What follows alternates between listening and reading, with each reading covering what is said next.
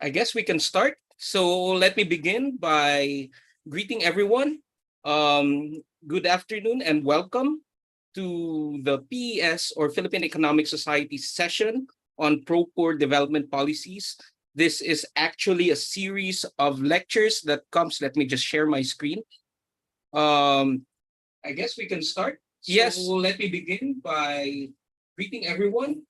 Good afternoon and welcome to the PES or Philippine Economic Society session on pro-poor development policies. This is actually a series of lectures that comes. Let me just share my screen. Um, I guess we can start. Yes. So let me begin by greeting everyone. I'm going on an infinite loop, so I don't know why that's the case. Let me just development policies. This is actually a series of lectures that comes. Let me just share my screen.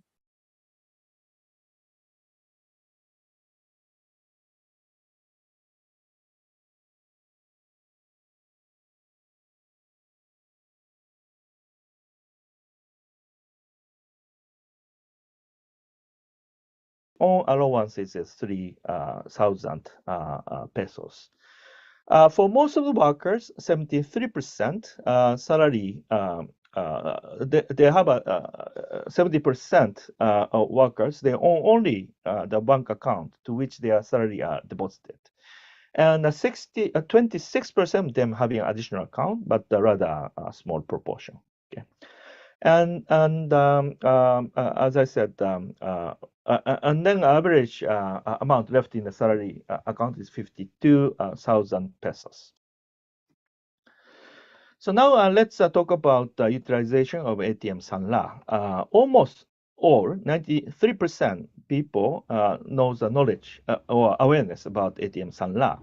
And 42% actually utilize at least once. 37% borrowing from Sanla ATM within the past 6 months. And unlike microfinance loans, this suggests that borrowing from Sanla ATM is not necessarily a regular or continuous transaction. So people switch on, switch off from this arrangement. At the time of our interview, 31% of respondents had outstanding balance of Sanla ATM. Average balance was 15,000 pesos, or 1 month's salary.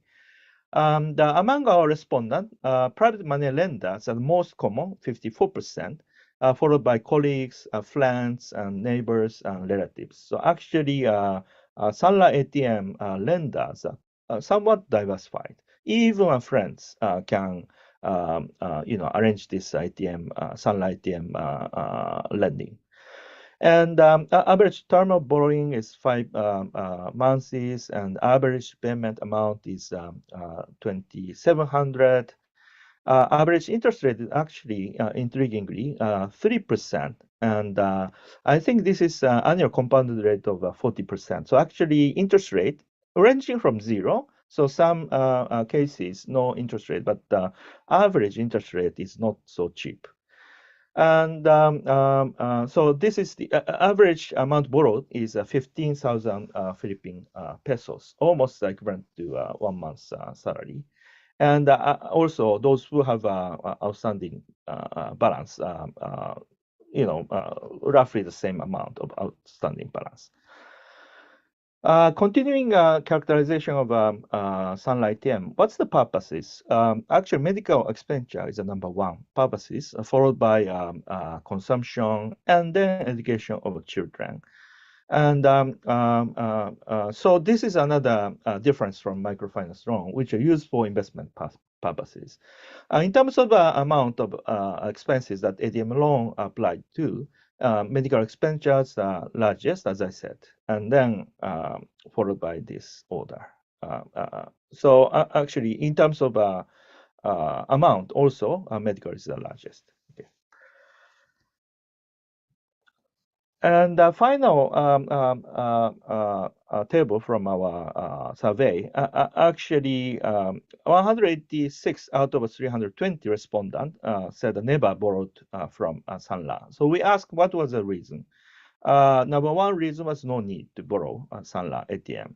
and then some fear of being dead, etc., and high interest rate. However, also we ask whether you would like to borrow in the future. Actually, 35% people said yes. I'd like to borrow money if necessary. And then all the respondents we ask how much you can borrow maximum. This is a hypothetical question, and on average, people consider 30,000 or so pesos they can borrow from this arrangement maximum. Okay. Um, so these are the basic feature of our survey, but in order to eyeball check external validity of findings based on our rather small survey data, we compare our data with the 2009 CFS. And CFS 2009, more than 9,000 respondents. Metro Manila respondent was 1,141 respondents. So we compare with regular employment. Metro Manila has 1,141 respondents. So we compare this 2009 CFS Metro Manila employees and our survey. Actually, household characteristics and household size and education level, as well as access to account and a purpose of taking up loan. Parenthesis shows the proportion of different category. Actually, we can see quite comparable. And also use of multi-purpose cash loan, again, proportion of respondent in each category to the 9 CFS in parentheses and our survey, more or less comparable. So I think we analyze very much focused survey data, but probably we can still capture some generalizable tendency. So final data slide I'd like to share with you is this one. Based on our data, 320 respondent data, we explore determinants of borrowing from ATM Sanla. And actually, left-hand side is 10, discrete variable, which takes 1 if respondent has ever borrowed from Sanla ATM and 0 otherwise. So, and then a set of possible determinants on the right-hand side, as you can see. So this is the estimate based on the logit regression, and note that estimate coefficients or shown here is the marginal effect evaluated at the mean of continuous variable, and also marginal effects changing from 0 to 1 for dummy variable. So although we put the coefficient, but this is actually showing a marginal effect. So from the top, many variables are significant. So actually, we can try to interpret what's the findings. Age, sex, number of children, co-residence with parents, employment mobility, salary level, and one of the company fixed effect of dummy variable are statistically significant. Non-linear age effect we found, and the peak of sunlight use is around the age of 35. Below 35, there is a positive correlation. So younger, then you will, you will get more sunlight if getting older.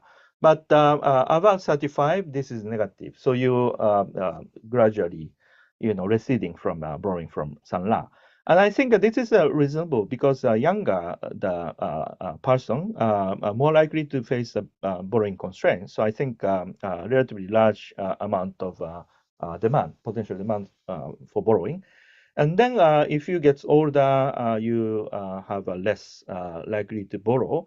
And according to a life cycle permanent income hypothesis type reasoning. Secondly, demand factors seems to play a key role. Number of children is positively affected. Use of Sanla, naturally, there is a demand, higher demand if you have a dependence. And salary level and additional deposit amount ownership has a positive correlation. And actually a number of children. Living with parents, then you have other sources of income or asset or access to credit, so you have a less dependent on the Sanla. A regular employee, because Sanla by nature, this is a collateralizing a future income stream. So if you have a stable future income, then you can take a more loan. So these are the demand factors. Um, um, Amount of salary, and then having a bank account other than a salary account actually affected by supply side factors. So, so if you have other sources, co-residence and also other sources, then more supply, so you don't borrow money.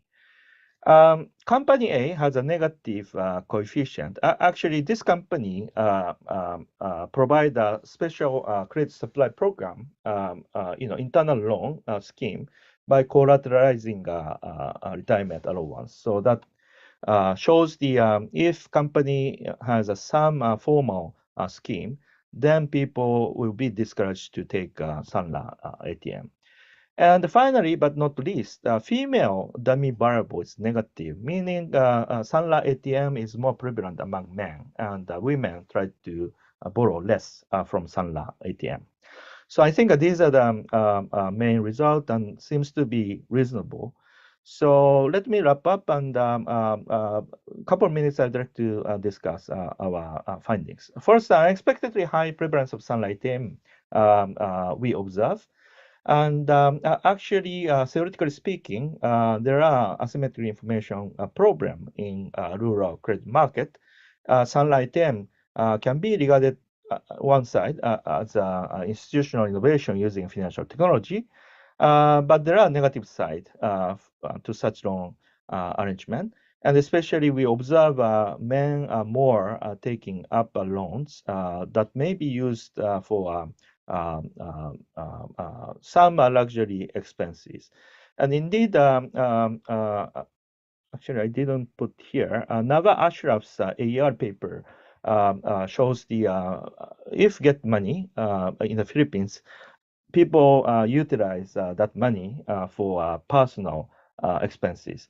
If a woman or a wife receive money, then wife tended to spend money on household purpose. So actually, there's a negative coefficient on the female dummy on Sunlight TM. Maybe there is some behavioral issues involved.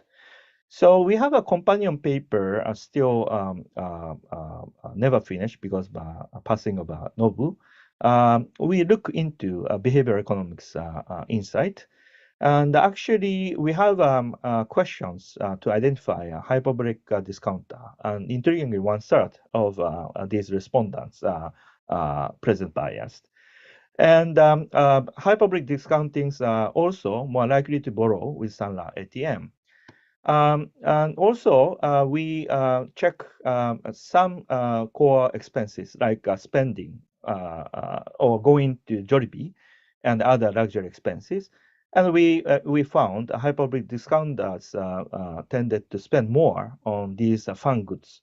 So our conclusion of companion paper is borrowers from Sunlight M present bias and especially naive present bias discounters, hyperbolic discounters. So, in order to eliminate the bias of spending too much money on unnecessary goods, or broadly speaking, over borrowing, debt overhang, or overeating, obesity, gambling, smoking, drinking, and other procrastination behavior associated with naive hyperbolic discounters, very important policy implication is to provide some type of a commitment devices.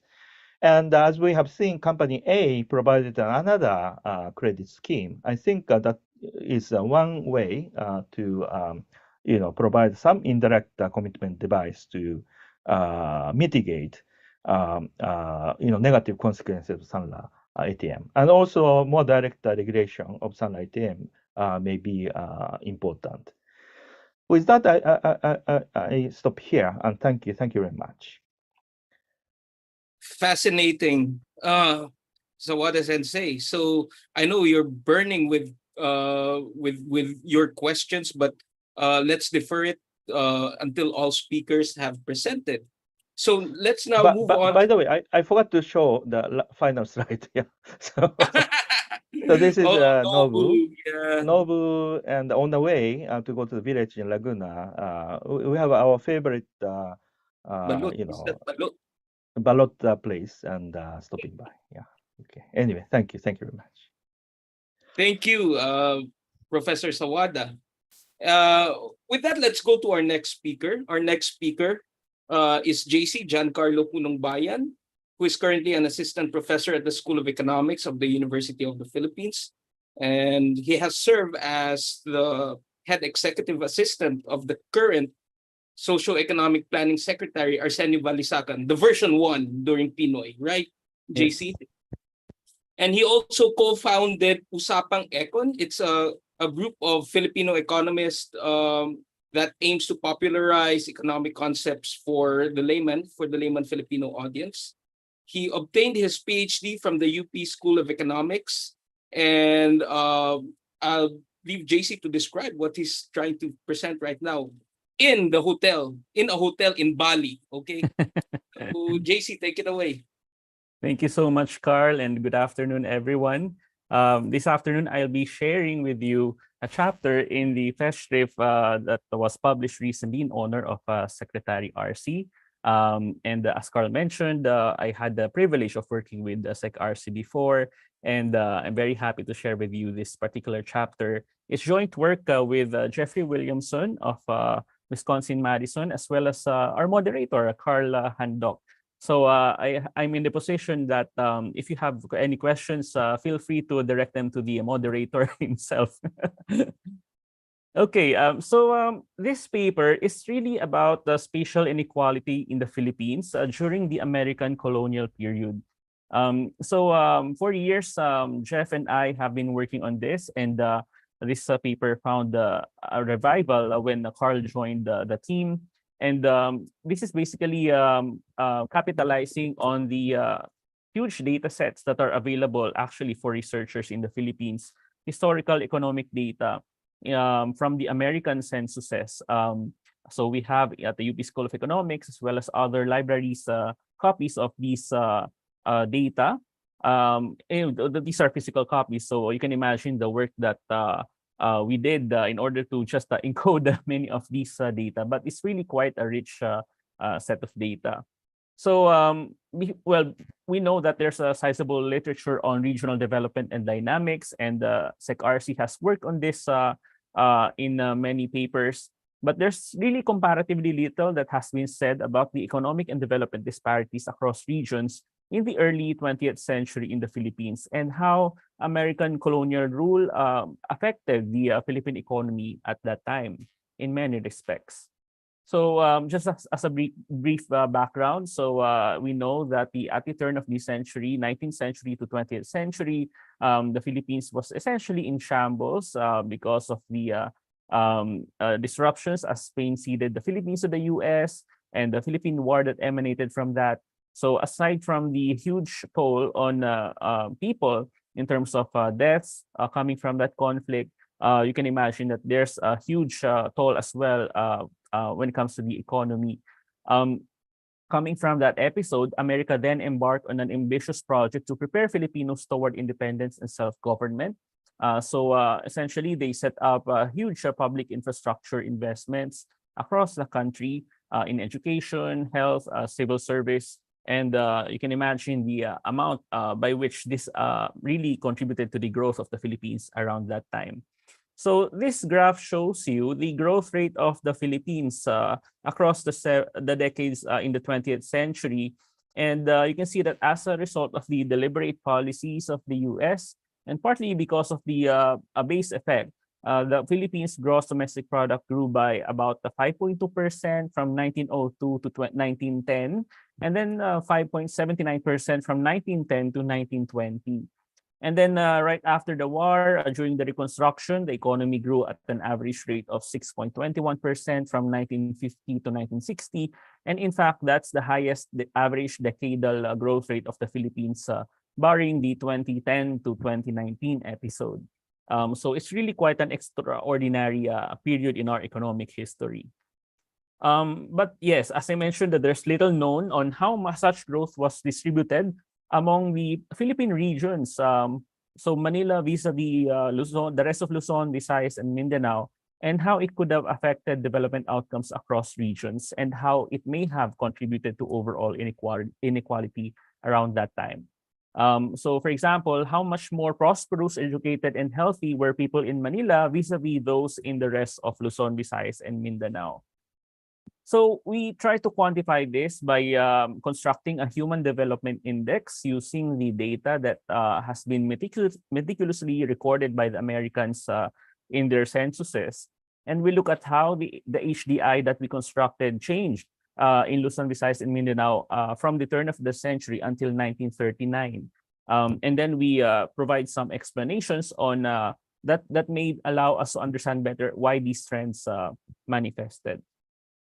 So as for the methodology of this paper, so basically we dove into this historical census data that is available. So we have the census of the Philippine Islands compiled by the US Bureau of the Census. So we have data as far back as 1903, 1918, and 1939. And if you look at these publications, these are really quite detailed. The data is very granular, and they have data on production, they have data on demographics and many other things. So it's really quite rich. So using this data, we construct a regional HDI using indicators available across these historical censuses. You can imagine the unevenness of the availability of the variables across these years, 1903 until 1939. But we were able to identify some variables that were recorded fairly constantly across these years. So these pertain to health. So there's data on infant mortality per 1,000 live births. And then education, they recorded literacy rates across regions. And then in terms of prosperity, we have a proxy using population density, people per square kilometer. Now, using these data, so basically we're trying to apply here the goalpost method used in computing the Human Development Index. So we have a sub-index from these three dimensions. So sub I being equal to the actual value of the statistic for a certain province, for example, minus a designated minimum goalpost divided by a maximum goalpost minus the minimum goalpost. So the maximum minimum goalpost. So we have indicators and you convert them into sub-indices ranging from 0 to 1. And when working with indicators that can take on dispersed values, this goalpost method is quite useful. So we have in this table the goalposts used for these three variables: population density 1 to 20,000, based on the data that we get from all 3 years, all 3 censuses. And then we have the literacy rate 0 to 100. And then for infant mortality, so that a higher value is more preferred. So this pertains, by the way, to infant mortality rate. So we have 0 to 1. So we combine these sub-indices to come up with a Human Development Index, a historical one. And then we copy the methodology currently used in order to compute for the HDI. So basically, it is the cube root of the product of these 3 sub-indices. So this is the method as followed by the United Nations Development Program. So for the longest time, since 1990, they have been capturing these important aspects of development, although they use different variables. There are many limitations when it comes to this in terms of collecting the data. So for example, there's the sparseness of income and schooling data that prevents us from faithfully adopting the HDI. But we think this is a useful starting point when we try to understand the evolution of development outcomes across regions using sparse historical data. So the resulting values can show if development outcomes across regions have tended to improve, deteriorate, diverge, or converge over time. So we can compare the evolution of these HDI values across the major regions of the Philippines. So diving now into the results. So we have a set of graphs here. So for example, this one shows you the absolute and relative HDI values across the major island groups, as well as for the Philippines as a whole. So in this first graph, you can see that development as measured by the HDI steadily rose from 1901 until 1939, with Visayas consistently having higher values than Luzon and Mindanao. And then in the next graph, we show you the values vis-a-vis the Philippine values. So we normalize the values for Luzon, Visayas, and Mindanao compared to the Philippines as a whole. And you can see here that there was an initial spurt in the HDI values for Luzon and Visayas from 1901 to 1918, but afterwards their growth slowed down relative to the national average. After an initial divergence between 1903 and 1918, there's some convergence in the development outcomes of the major island groups as seen from 1918 until 1939.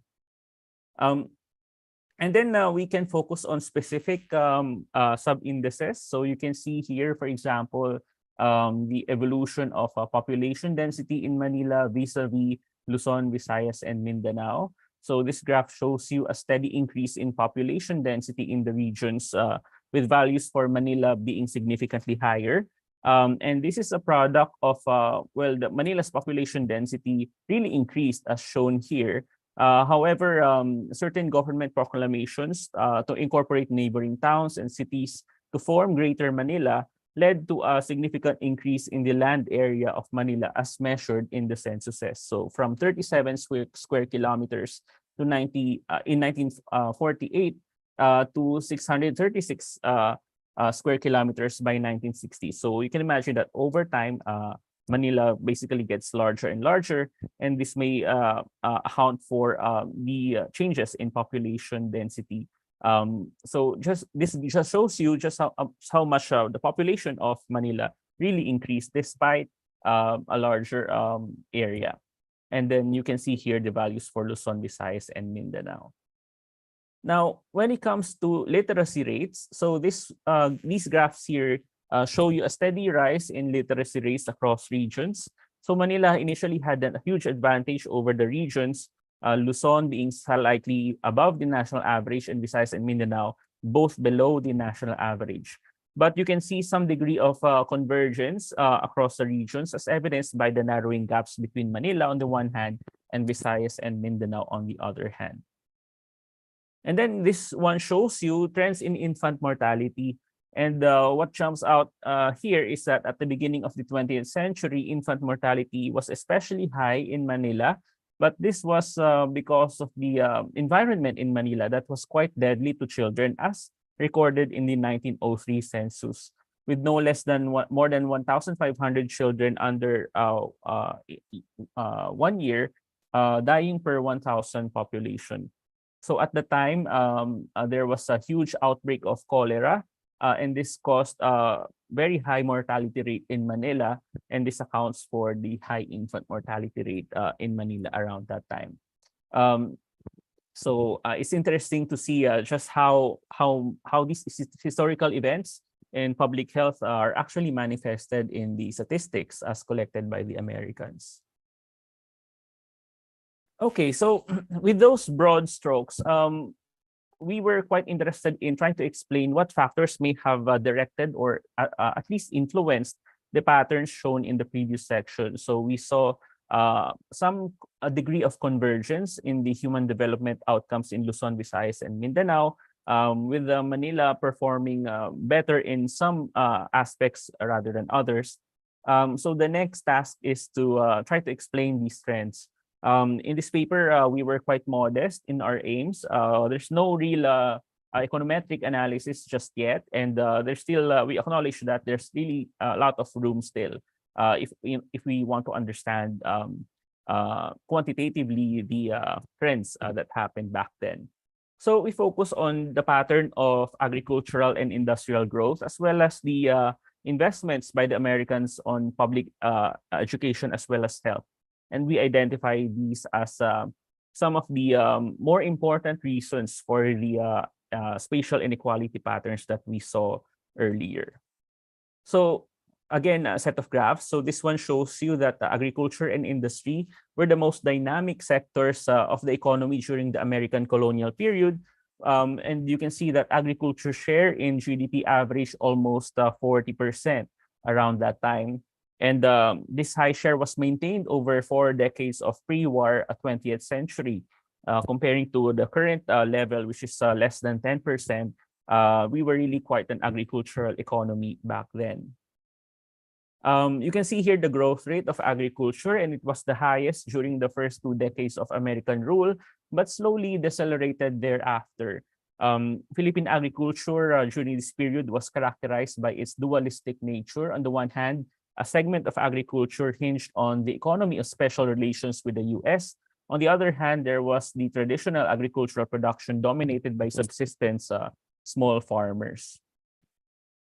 Now, this one shows you the trend when it comes to land areas planted for main crops, especially rice. And you can see the tremendous increase from 1903 until 1939. So there was a strong growth of the rice sector due to early big-ticket irrigation projects in certain provinces, for example, Bulacan, Pampanga, and Tarlac. And agricultural growth may have contributed to the salutary effect of spatial inequality during this period. Now, this one shows you the regional share of agricultural produce in 1918 as well as 1939. And you can see that there's a shift away from commercial crops in Bicol, Mindanao, Ilocos, and Cagayan Valley, as well as an increase in cereal production from 1918 to 1939. So the land area planted to other crops increased for almost all regions in the country in the same period. Now, this one shows you the case for cereals and then the case for commercial crops. So specific regions benefited immensely from the expansion of commercial crop production, including Eastern Visayas, Western Visayas, and Southern Tagalog and Central Luzon. Sugar production played a key role in those regions as encouraged by the US through a preferential treatment for the country's sugar exports to the US, along with a rise in world sugar prices, especially during the second half of the 1920s. In Mindanao, there was a major shift away from commercial crops towards cereals, and this has something to do with the migration of peasant farmers into the region and the technological difficulties of crop planting. Now, you can see here, by contrast, the growth of components of industry. So you can see a secular increase in industry share in GDP during the American colonial period. And this was a break from the decade of weak industrial performance in the 19th century, as documented by Emmanuel de Dios as well as Jeff Williamson. Mining grew the fastest during this period, driven by American investments and the export boost from the devaluation of the Philippine peso. While mining grew the fastest, its share in GDP was quite small. So the true leader in the industrial renaissance of the Philippines during this time was small-scale, labor-intensive manufacturing, especially commodity processing. Now, this one shows you that at the beginning of the American colonial period, most of the large industries were concentrated in a few provinces, mainly in Manila, and for instance, in the cigar manufacturing industry, a very high-value industry located primarily in Manila. It initially grew fast in the 1900s, but it stagnated in the next 2 decades. It is reported that real wages in the sector plummeted during this period due to stagnant international demand. And further studies need to be conducted actually on how these patterns of agricultural and industrial growth affected the convergence of development outcomes in Manila vis-a-vis other regions. Now, this one shows you total spending per capita in East Asia. And again, going back to the hypothesis that the tremendous investments of the Americans in public education and health contributed a lot to, or may have had a significant impact on the spatial inequality patterns that we see from the data. So the improvement and the convergence of infant mortality rates, for example, as well as literacy rates, show somehow or reflect somehow the commitment of the American government toward improving health and education systems in the country during this time. And it is reflected in the higher per capita government spending on health and education in the Philippines compared to other Southeast Asian countries. This one shows you the significant expansion of the public school system, especially in the elementary level. And the number of elementary schools grew from 6,900 in 1899 to more than 1 million by 1932. And so there was also a tremendous growth in the number of enrollees in primary schools, the highest in Southeast Asia up to the 1930s. And then spending as well, there was a significant jump. Most provinces were able to increase their per pupil spending by an average of 80% from 1913 to 1923, whereas Manila's per pupil expenditure increased by 4.5% only. So again, this shows you that the investments in education were quite broad and in fact were quite more, even more intensive in certain provinces compared to Metro Manila. So I think that shows you some of the main results from this chapter, and we hope to do a lot more work in this area. But already we can see offhand that there's really an improvement in the HDI or human development outcomes in regions of the Philippines in the first 4 decades of American occupation. And the HDI of outlying regions converge with that of the center, which is Manila. And this convergence is related to the patterns of agricultural and industrial growth and development. And so again, this underscores the role of American colonial policies on health and education. And they may have had a significant impact on the narrowing of the disparities that we see in terms of education as well as health. On the other hand, patterns of agricultural and industrial growth may have had offsetting forces on spatial inequality, something to do with the production of commercial crops, etc. But again, there's a lot more research that can tease out specifically what the particular contributions of agriculture industry may have had. As you can imagine, there was difficulty when it comes to the data. So this is what Richard Hooley called the dark age in Philippine statistics. And in fact, he had many papers trying to close the gap when it comes to our understanding of economic statistics back then. But there's also a problem in the absence of a systematic database that would allow the identification of stylized facts. And in fact, researchers will do well to go into this area and just encode as many census books as possible.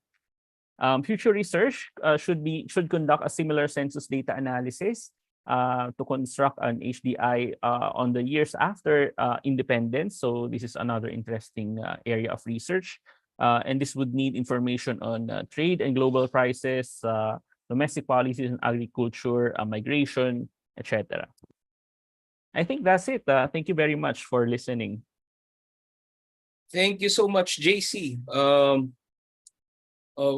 It's a broad sweep from the early part of the 20th century until the war. So it's very interesting, very understudied area, and I hope we can work more on this one. And finally, we'll have Dr. Joseph Capuno, Dokoy to his colleagues. He's currently the Undersecretary for Investment Planning of the National Economic and Development Authority. His main job is to oversee the formulation of strategies for efficiency in linking the government's planning, programming, and implementation of projects. Before his secondment to NEDA, Dokoy was a professor at the UP School of Economics. He's very prolific and has published tons of research on fiscal decentralization, healthcare utilization and financing, impact evaluation, and subnational growth and development. So whenever you're ready, Bossing. Yes, I am. Can you see my screen? Yes, we do. Okay, so I only have two corrections to Carl's too generous introduction. One is that was a professor. I still am, although on leave. Uh, My the bad. other- yeah. The other one is tons of research, maybe kilos or ounces, but not tons yet. Okay. So the title of my presentation is Redistributive Preferences and Prospects for Intergenerational Mobility in Southeast Asia. Let me begin with motivation and the objective of the paper. The prospects for upward mobility hypothesis or POM hypothesis was first expounded by Benobu and Ock in 2001, whose main idea is simply that when people expect redistributive policies not to change for some times, meaning they don't change overnight and they're going to be stable for a reasonable amount of time, those with income below the mean, who are the poor in many developing countries, but who otherwise anticipate better fortunes, may not necessarily support the distributive policies. The main idea is that since they expect themselves to be rich in the future, then they don't want those redistributive policies in place, because then they will be paying the taxes rather than receiving benefits from tax revenues or any assistance from the government. So that's the main idea behind the POM hypothesis. No, and it contrasts to the prediction of the median voter theorem or model, which is the workhorse of the economists in analyzing redistributive policies. And the median voter theorem hypothesizes that the median voter, who is likely to be poor, especially in developing countries, will support the distributive policies. So as you can see, the two hypotheses have separate or contrasting predictions. And the main reason is that the POM hypothesis is emphasizing the role of future income or income status. And therefore, it may be more relevant in the growing economies. While the median voter theorem emphasizes the role of current income, which is perhaps more relevant in static economies. Those are not growing very fast or changing very fast. And we'd like to test at least the first hypothesis in Southeast Asian countries, whose performances over the years have been varied. And then their redistributive policies are also quite different from one another. So that's the main objective of the paper, to investigate the relevance of the POM hypothesis in the context of 8 Southeast Asian countries to explain individual attitudes towards redistribution. We're looking at individual attitudes towards redistribution rather than redistributive policies per se. And I will explain later why. So just a brief review of what has been done on using the in applying the hypothesis. Many of the empirical tests of the POM hypothesis have been done in developed countries: US, France, EU countries, Netherlands, UK. And somehow the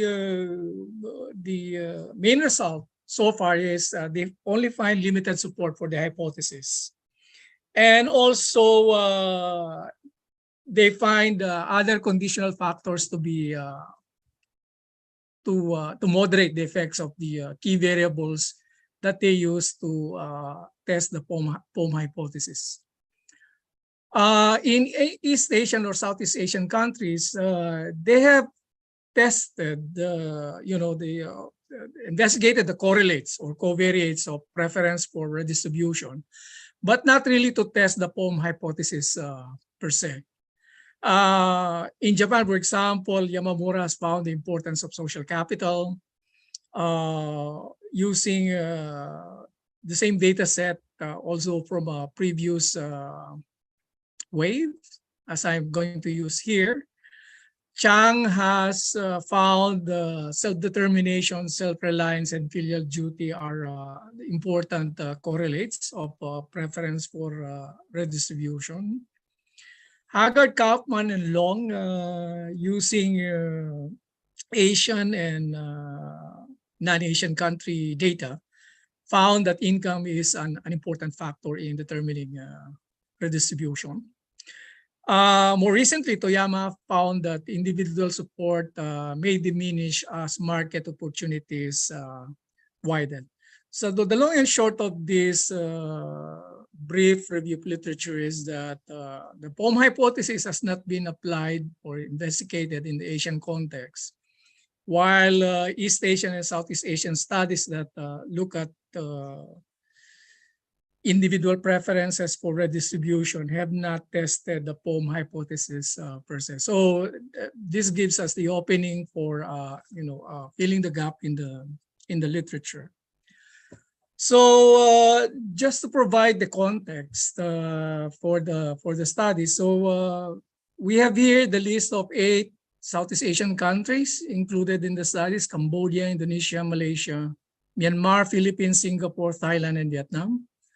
So I'm showing here the different, the population, per capita GDP, annual GDP, Gini index, and some rough indicator of the progressivity of government expenditures in these countries, roughly measured by the share of health, education, and social protection in total government spending.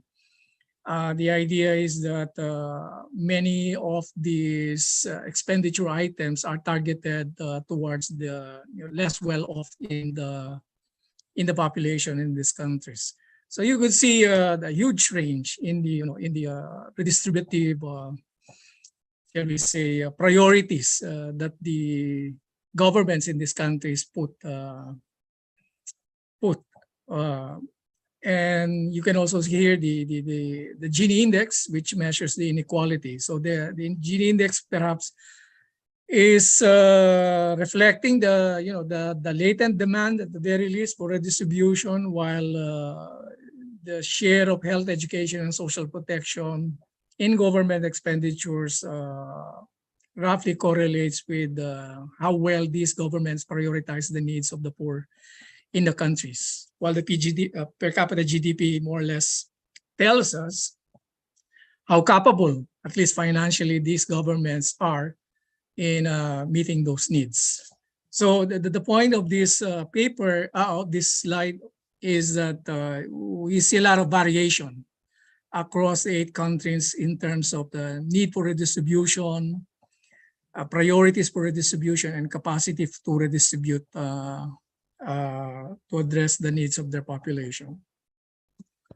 Okay, so here I'm going to say something briefly about the data that I'm using. I'm using the 4th wave of the Asian Barometer survey collected by the Asian Barometer Project of the Academia Siningen National Taiwan University. And the surveys were undertaken in 2013-2016 in the participating countries in partnership with local institutions in those countries. Each survey round is nationally representative in terms of number and distribution of samples.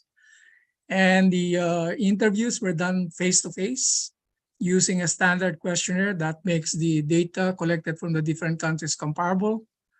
They have a uniform modules on economic evaluation, trust in institutions, social capital, socioeconomic background.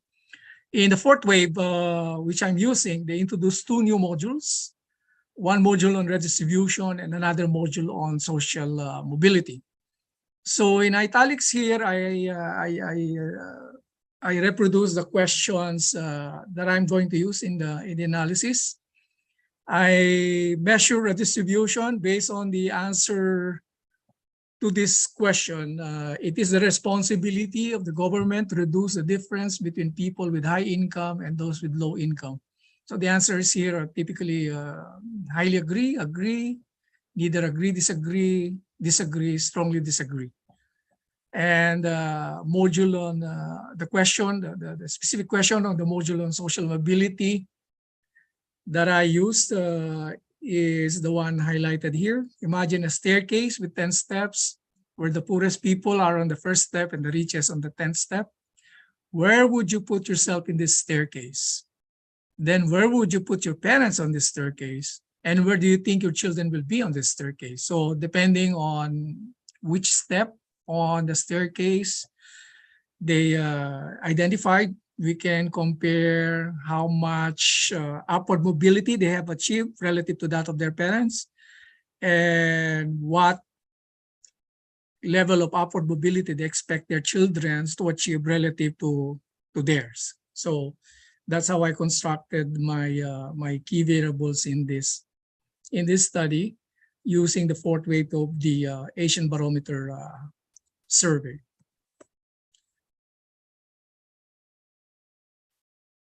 So this one shows us the distribution of the total samples by urban and rural. So in Singapore, of course, 100% of them are urban. In Thailand and Vietnam, more than the majority are in rural areas, also in Myanmar, also in Cambodia, whereas in Indonesia, Malaysia, and the Philippines, roughly 50% are from urban areas. This shows us the distribution of the respondents to the question regarding the role of government in reducing the income differences between the rich and the poor people in their countries. So you could see there the proportion of the sample that said, I strongly agree with the statement, or agree or disagree, so forth and so on. Note that there are some people here who declare that they cannot choose any answer, or they skip answering the question. The next two slides will show you the distribution of the sample by steps in the socioeconomic ladder, in the social mobility ladder. The conclusion here, or the observation here, is that many of the respondents reported to have progressed at least a bit compared to that of their parents, but a lot of them expect their children to move upwards relative to them. So they expect their children to do relatively better than they do, while they declare that they do relatively better relative to their parents. Okay, so I estimated a probit model where the basic estimating equation is shown in the slide. My dependent variable is a binary indicator based on the question on whether they agree, disagree, so forth and so on the statement that it is the role of the government to reduce the income differences between the rich and the poor. And then based on the responses to the question regarding where do you put yourself on the social ladder, I constructed mobility indicators, simply comparing their chosen step and the step that they expect their children to achieve in the future. So I have two mobility indicators: own status lower than children's, which means that if they are in the 5th step now, they expect their children to be in the 6th, or at least in the 6th step in the future. And the other indicator is that own status same as children. So they don't expect their children to move upwards relative to them. Key parameter or key variable in the POM hypothesis is a measure of risk aversion. The idea is that even if you expect your children to move upwards, but if you are risk averse, you may discount those expectations and still, prefer a distribution in this case. So a key variable in the POM model is that we have to control for the risk aversion or risk attitude of the respondent.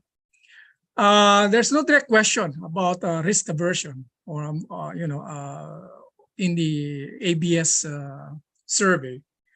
What they have is another question, which is about vulnerability and ability to cope with that, vulnerability. The exact question is not the exact, but the question goes like this. How serious would you be affected by an income loss? And then one of the answers is that it will be a big loss on us in the sense that we will not be able to cope. So the idea, when I use that, my rationale for using that variable or the answer to that question is that if the respondent feels vulnerable to income loss, then he might, that attitude might be reflective of latent or unobserved risk attitude. And then I also introduce other moderating factors, which in previous studies have found to have effects also on, not effects, but are correlated with preference distribution. Variables like trust in government. If you cannot trust your government to make the right decisions, you'll probably say, I'm not for redistribution because the government will just waste the money it collects from the rich rather than transfer it to me, even if I deserve it. Okay. Just society, another indicator of how well you can depend on others, on your community, and whether you think the current income distribution in the country is fair or not. And then role of faith and religion, religiosity. The role of faith is about, do you have a control? If you feel you have a control over your life, or your future wealth is really dependent on on faith. So if you have a strong sense of self-agency, then you might say, faith has no real big role in how well I do in the future, something like that. And other covariates, income quintile, demographics, the usual gender, age, educational attainment, ethnicity, religious affiliation, whether you live in the rural or high densities, and in which country you live in. And to control for those temporal effects, we also introduce year dummies in the analysis. And the main testable hypothesis is that the preference for redistribution will be lower with expectations of children's upward mobility, and also among those who have prospered relative to their parents. That's another variable I constructed from the mobility social mobility questions, and also among the less risk-averse people. So that's what I will highlight in the next few slides, where I discuss and present the results. But before that, let me just present the regression variables, definition, and descriptive statistics. But very quickly, you can see the specific variables. So most of them are dummy indicators, again, based on the survey responses. So let's go to the results of the pooled analysis. I'm showing here the marginal effects. So I have 5 models because I increasingly add more moderating and control variables in the model as we move on from model 1 to model 2, model 3, model 4, model 5. The difference between Model 1 and Model 2 is that in Model 1, I did not interact serious income loss with the two other mobility indicators. In Model 2, I also interacted the serious income loss, which is my measure of risk aversion again, and the two other mobility indicators, as you can see in row 2 and row 3 of this slide. So as you can see, the coefficients are all positive and significant, at least at the 10% level. And these are marginal effects. So these are a percentage point increase in the likelihood that they will say, I agree to the statement that it is the role of the government to reduce the income differences between the rich and the poor in society. Okay, so here I also did the country level analysis, ran the same regression using individual country data. What I'm showing here is the forest plot. These are like box and whiskers. So but except that what you see are not boxes but dots. So the dots tells us the coefficient estimates, and the whiskers tells us the confidence interval. So the way to interpret it is, for example, in Figure A for Cambodia, we can see that most of the estimated coefficients as represented by the dots are positive. They are on the right side of the vertical line, 0. But the whiskers cross 0, so which means that though positive, these are not statistically significant. In Indonesia, the same thing. Most of the coefficients are 0. No, not 0. They are statistically insignificant, but some of them are slightly positive, but not, again, statistically significant. What it means is that the mobility indicators are not significant factors in, or are not significant correlates at the very least of their expressed preference for redistribution. In Myanmar, surprisingly, we have negative, but again, they are not significant. Singapore, some positive, some negative, but again, they are not significant. Malaysia, negative, which is what we should be expecting, right? The greater is the prospects for upward mobility of one's children, we expect the respondents to say, I'm less likely to support, government redistribution.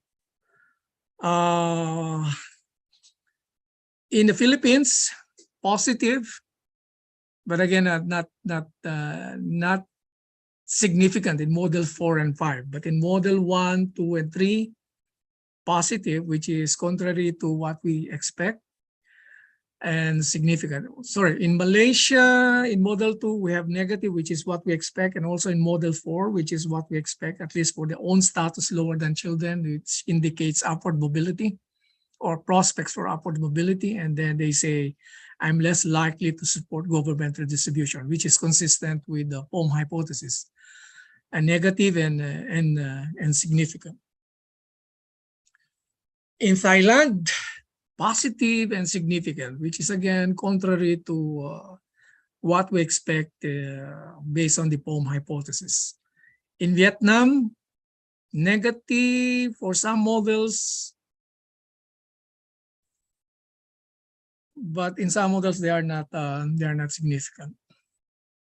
So, in summary, controlling for the individual's own assessment of their economic vulnerability, meaning the serious income loss variable, Does the prospect of their children's upward mobility diminish their preferences for redistribution? This is the how we tested for the POM hypothesis in this paper, which is a modified a reformulation of the POM hypothesis.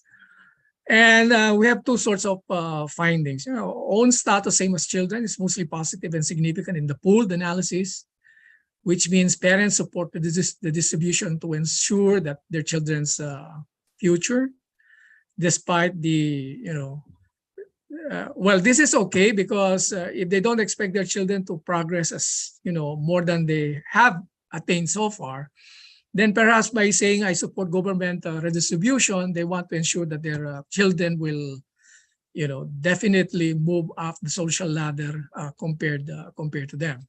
However, in the own status lower than children, which is which is an indicator of strictly upwardly mobile expectation about children's social status in the future, we find the coefficient positive or marginal effects positive and sometimes significant in the pooled analysis, which is again contrary to the POM hypothesis. However, it's negative in Malaysia and in Vietnam, but positive in Philippines and Thailand. So at least in Malaysia and Vietnam, we see some results which are consistent with the POM hypothesis, but not in the case of the Philippines and Thailand, where the some of the variables are significant, apart from being positive. So I would interpret this that this is more consistent with parents' aspirations rather than real expectations about their children's upward mobility. And before I wind up, let me raise some of the data limitations that might perhaps be addressed in future studies. Admittedly, we have a poor proxy for risk aversion. There are many ways to measure risk aversion, and unfortunately, that's not directly measured in the survey. However, in previous studies, they also have the same problem. In some studies, their measure of risk aversion is unemployment, which is not necessarily about risk aversion. Unemployment could capture a lot of things, including structural reason rather than risk attitude. Objective measures of mobility, again, I'm using expectations rather than real prospects for upward mobility. In other studies, how they measured it is using panel data, at least to measure how much progress one has achieved over X years or over a period of time. Differences in time horizons. A parent who has a 5-year-old child may have a different expectation about his or her child's prospects than if that child were 21-year-old. Yeah, at 21, you more or less see how your child will be able to perform in the labor force in the coming years. But if your child is a 5-year-old, you don't really have a solid basis on how can you reasonably expect your child to perform in the labor force 20, 15 years down the line. So the time horizon is not a part of the question. So that's why perhaps the results are better interpreted as aspirations rather than real expectations. And then controls for policy stability. Remember, one of the key underlying assumption is that policies do not change abruptly or overnight. Although we have some controls for this with country fixed effects and year fixed effects, they are not direct really measures of policy stability. So with that, thank you very much. I look forward to the Q&A. Thank you so much, Yusek Capuno. Again, I apologize for the technical glitch that we had. Unfortunately, we have very limited time for Q&A right now. But let me just go to some of the questions there's a there's an interesting interesting question about like this advent of mobile banking or mobile Gcash, PayMaya, whatever. Uh, do you think, Yasu, that when your results will change? I mean, this is around mid 2010s, right? So just hypothesize on what could be the possible effect. Of course, you can capture that in your current study, but if you have thoughts, go ahead. Yes. Yeah, that's a great question. And I think Gcash penetrated really rapidly in the low-income segment of Philippine society, especially money transfer and also purchasing some or making some payments. But in terms of borrowing, still you need access to lenders. And so with that respect, maybe it's getting easier for people to borrow money from your friends or relatives through Gcash. But still, I think so. In that case, in that sense, maybe shifting from ATM Sanla to borrowing from personal network. So I think that's a one possible tendency we can hypothesize. But at the same time, again, I think amount of borrowing is not necessarily increased by getting access to Gcash. So probably this is an empirical question, and I think it's a very important to address Yes, in it's interesting. studies in future. Yeah. Yeah, and I mean, I need to. no, no, sorry to interrupt you, but Yasu, the one good thing about your ATM Sangla is just it's a repayment device, right? Mhm. So you're sure to get that.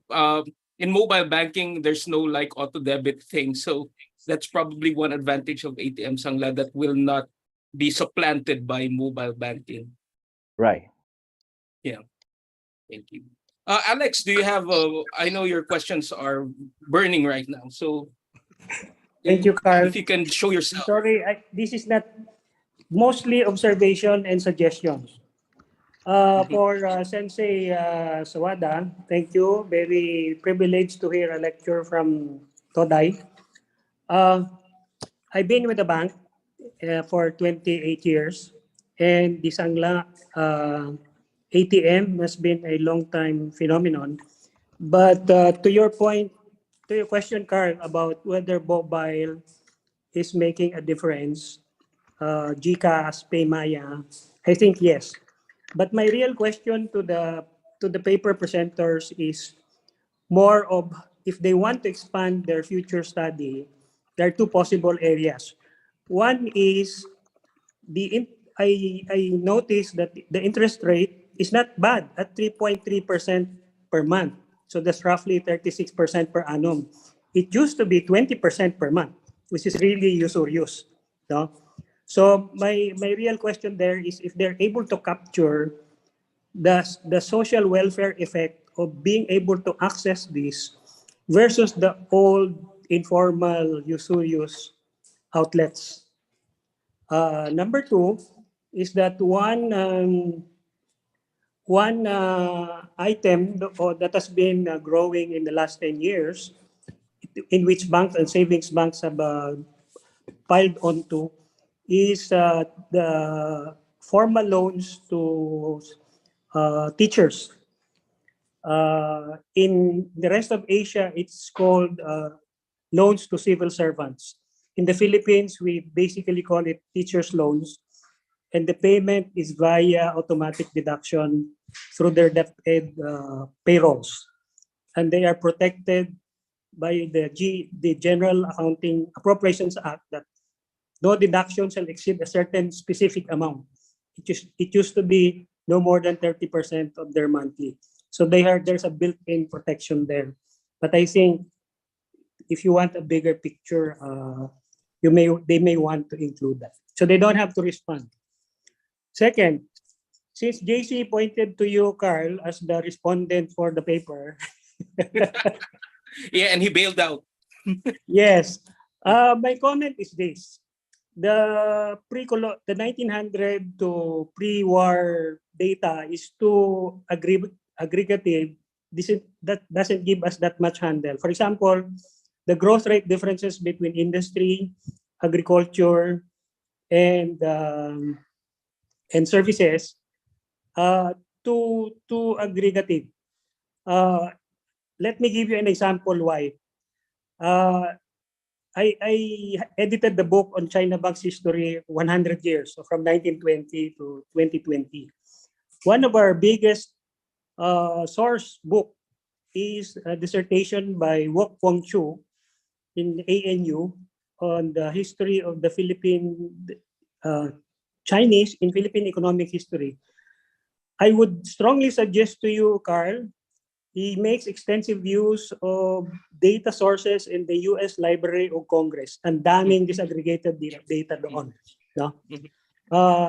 And as an anecdotal example, China Bank was listed in 1927, one of the first companies. Alam mo yung mga nakalagay doon? 12 mining companies, 12 sugar centrals. The only company that could be considered manufacturing is San Miguel Brewery. No, there's literally no manufacturing. That gives you a sense that when you refer to say industry, it has absolutely no connection of what we consider industry today. So I'm willing to give you a copy of that book. Okay. Si Jokoy naman, I think, kala ko kasi nakakakota niya siya kahapon sa akin. Kailan, pasensya na, meron pa rin. The beauty of buying the book yesterday is I'm able to follow the paper itself while you're making the presentation. Yan naman ang maganda sa retired. Pasensya ka na, Jokoy. Yeah. Sure, Basically, no problem. Yung question mo kasi is ganito. At the end of it, you're asking me, for example, ako yung parent, I'm asking me to state my view about government redistribution. Yeah. Versus now and versus the prospects of my child later. Yeah. Yeah. Intuitively kasi, hindi ko makarelate. Kasi if you follow, Carl, di ba, the paper of Professor Heckman yesterday, that there's practically 90% correlation between the income level and social status of the parent and the child. No? So kung ako, hindi ko maiisip na yung anak ko magiging UP scholar to at lalaki income. Therefore, because of that, I will not be in favor of redistributive government policy. Parang hindi siya intuitive and actionable for me. And compounded by the statement here in page 487. Yun nga, sinabi mo. Specific. Pasensya ka na, nababasa ko lahat eh. Stable no problem. policy. But the policy action that we need nga is precisely, as Karl Marx said, the aim of all knowledge is action. And the real action is, kung unequal ka na, di dapat yung action ng government is to be more proactive in reducing the inequality. Di ba? Yeah. Now, contrast that with Vietnam. I'm not surprised that even if they are higher income now, because they are a communist country, talagang the level of equality and the Gini ratio there is outlier compared to the rest of us in Asia. Di ba? Mm-hmm. So I would this is a good one. I can relate kasi my undergrad thesis was the growth effects of income redistribution. So may simulation effect. So I can still relate to this from 40 years ago. Good. So suggestion ko lang, Dokoy, that's why tama naman yung results that Vietnam strongly supports the POM hypothesis, but not elsewhere. Kasi yung starting point nila, everybody equal na from the very start. Anyway, sorry. I don't want to take too much of your time, but can I just reply to that, Carl? Go ahead. Yeah, well, the simple thought experiment is something like this. Yeah, simple thought experiment lang. Yeah? So you are poor now. yes. Today. Yeah, but you're going to, and your child will inherit or will find a pot of gold tomorrow. Except that tomorrow the government will become progressive, will tax half of your child's inheritance or pot of gold tomorrow. Ano ngayon ang attitude mo regarding preference for redistribution? That's the thought experiment. That if you expect the governments, to become progressive when your child becomes richer, you're less likely to support redistribution. Because yun nga, yung upward mobility ng child mo, siya ang mag-bear ng burden. Controlling for everything. As a thought That's experiment, the, I can relate to that. But you know, I was a state scholar, and my father had only 60 pesos in pension from the Veterans Bank. I cannot imagine kaya him nga, Alex, that way 50 years ago. kaya Alex, kaya nga yun eh. That's why you're trying to mimic that thought experiment by putting in a lot of covariates there to control. Of course, the data itself is not perfect, but that's the point nung yung Okay. you introduce a lot of controls para ma-capture mo yung iba doon. But the data, of course, is not perfect. Mm. That's the yun lang naman ang gusto palabasin nung study. nung regression, yung study. Okay. Yeah. I was coming from the point where since you are now in a position as a policy maker. Iba yun. Alex, magiging mayaman kasi yung anak ni Dokoy eh. So wala siyang ganyan. Wala siyang preference. Wala akong ganyan ako. Walang prospect for super upward mobility yung anak ko. Hindi ka mukha ng anak mo. Thank you, Carl. This is a wonderful discussion. There are so many questions, but we don't have enough time. We actually have gone over time. So I would just like to thank Dokoy, Yasu, and JC, who is in another session, for their insightful presentations. And thank you everyone for attending this session.